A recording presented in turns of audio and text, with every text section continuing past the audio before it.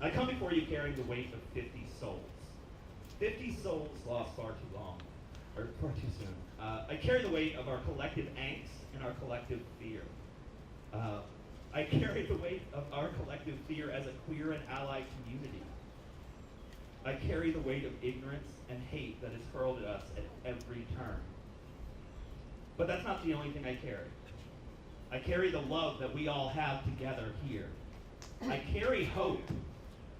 I carry hope because I know this community is better than that.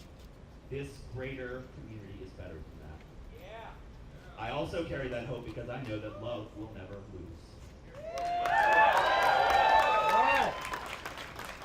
Pulse nightclub in Orlando will always represent a moment in our movement now. It is history. It is what we will look back to. Before community centers, bars and clubs were our safe place. That was our safe haven for queer people. That's where we met people. That's how we built community. And to see them targeted as such isn't unimaginable, but it's terrifying for us because those are our places. Those are our safe spaces. A quote on Twitter, and many of you probably saw it.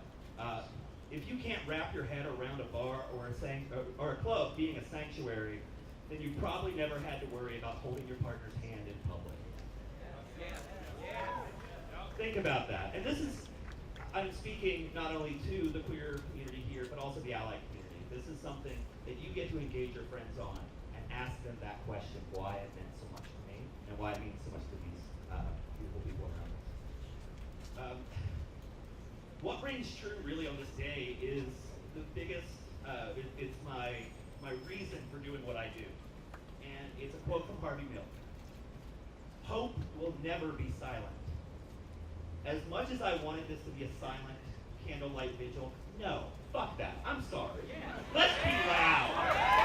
It is not okay to kill innocent people in their homes, in their spaces. Hope will never be silent, and neither will we. When I woke up this morning, the news shook me to my core. I'm sure just like all of you guys. We've obviously felt the hate, just like you guys' community. I want to let you know that us Muslims, we stand in solidarity with you, and do not take the actions of this one loser to be a representation of what we stand for. A lot of Muslim community leaders have come out and spoke out. One that really resonated with me, and I wanted to say it to you. 50 people, 50 human beings lost their lives in an act of absolutely senseless and barbaric violence and a total disregard for humanity. The news outlets are saying that the shooter affiliated himself with Islam. Know that Islam does not affiliate itself with him. It needs to be said there's absolutely, categorically no place for what this man has done in Islam. I do not know a single sound religious tradition that allows, let alone advocates for such indiscriminate killing. God says in the Quran, whoever kills a person unjustly, it is as though he has killed all mankind. Today, all mankind is hurt by this man's actions. I pray for justice, unity, and for the families who lost loved ones in this mindless tragedy. Stanley Almodar III, 23 years old. Peter O. Gonzalez Cruz, 22 years old.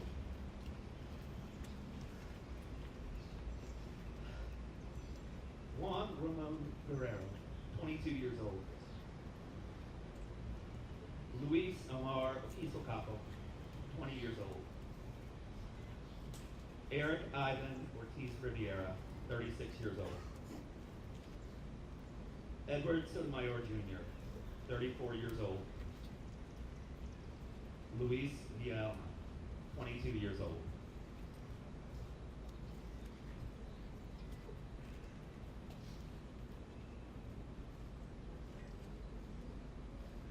So tonight is a night not obviously to celebrate anything, but we need to celebrate their lives.